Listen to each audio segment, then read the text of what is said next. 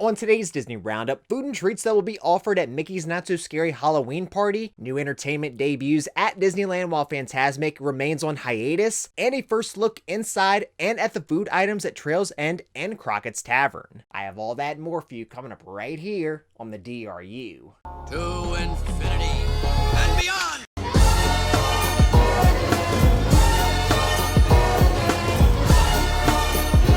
I'm in the mood to help you, dude. You ain't never had a friend like me. Hey everyone, Jeff here, and welcome to the Disney Roundup, where I bring you up to date with all the latest Disney and Disney Parks news each and every single week.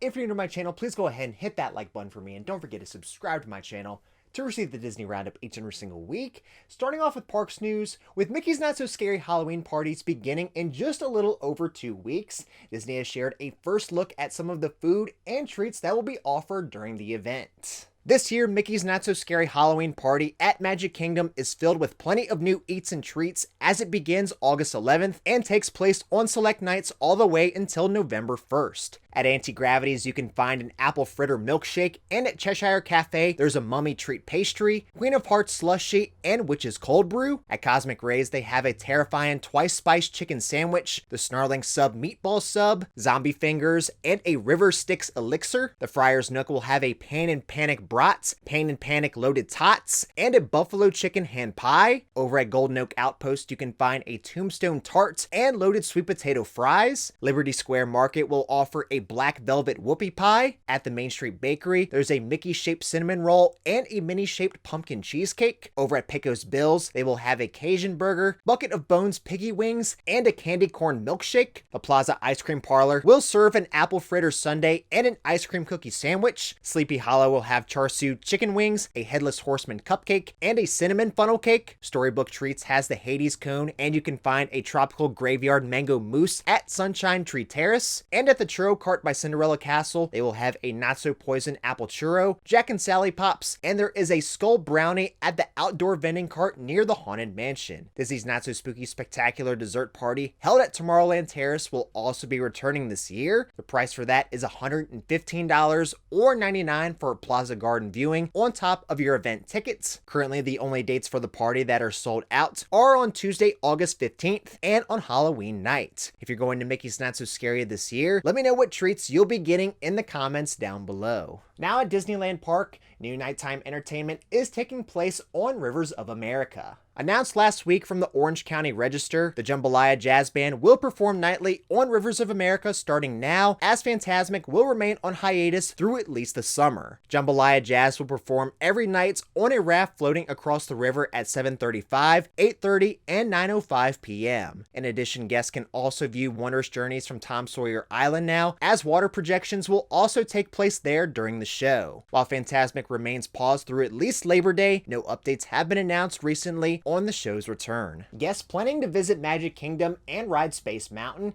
be aware that Disney has now just updated the on-ride photo. Updated over this past week, Disney has just enhanced the on-ride photo for Space Mountain at Magic Kingdom. The former PhotoPass just had a border of the attraction around you, while the new makes for a more immersive photo similar to Guardians of the Galaxy Cosmic Rewinds. You can view the new on-ride photo after riding Space Mountain on the My Disney Experience app. Now to outside the parks news, reopening this week at Fort Wilderness Resort and Campground, Disney has shared a first look inside and at the food items at Trails End and Crockett's Tavern. On July 27th, Trails End Restaurant and Crockett's Tavern will reopen with refreshing new looks and delicious bites. Trails End has been reimagined to a quick service restaurant where you can find family-sized entrees and sides to take out or individual-sized entrees to feast inside. It now includes a pizza station with 2 new options available, a smokehouse-style pizza topped with house-smoked brisket, sausage, and pepperoni, and a delicious roasted vegetable pie with classic pepperoni and cheese still available. The hot grab-and-go section features pecan smoked whole chicken or briskets and a rack of pork ribs, and of course, a Fort Wilderness favorite, fried chicken. Sides will be available by the pound, including macaroni and cheese, plant-based cowboy beans, and mashed potatoes. For some comfort food, the home-style meals feature cornbread, coleslaw, and mashed potatoes with gravy, and your choice of half a slab of barbecue ribs or 2 pieces of fried chicken. Returning sweets include the banana pudding, carrot cake cupcake, blueberry bread pudding, and the strawberry shortcake cake from Hoop-Dee-Doo. There will also be new items there that include a Fort Fruity cookie or the peanut butter and jelly cupcake. Over at Crockett's Tavern, they have reimagined the menu while still paying tribute to the heritage of the resort and its inspiration from the American frontier. New to the menu is a trio of sliders, chicken bites, and a charcuterie board. For dessert, you can get the Trailblazing Dessert Trio, which features a s'mores flavor, strawberry shortcake, and a banana pudding. Crockett's Tavern also has a wide variety of alcoholic beverages and mixed cocktails like the all-aboard Moonshine Cocktail Flight, a Clementine Old Fashioned, and a Moonshine Margarita. If you want to check out the new menus for Trails End and Crockett's Tavern, I'll leave links to those in the description down below. Guests that will soon be visiting the Grand Floridian,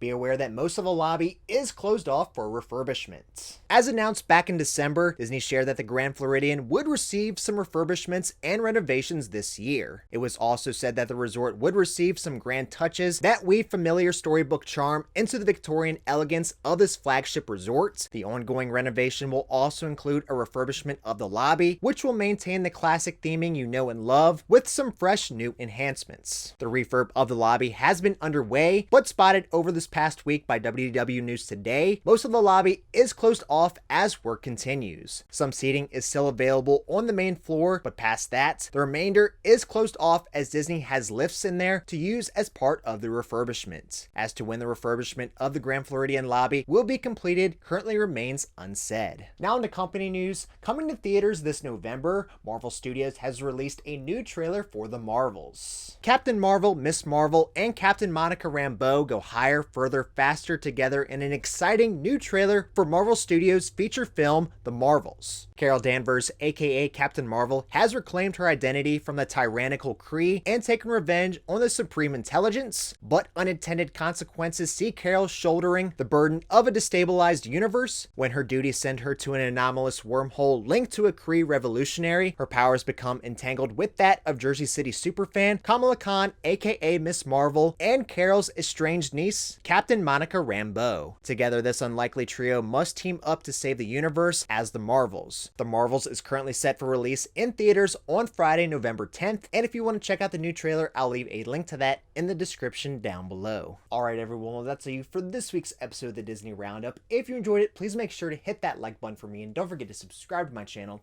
to receive the Disney Roundup each and every single week. That's all you for this week, and until next time, we'll see you in the DRU.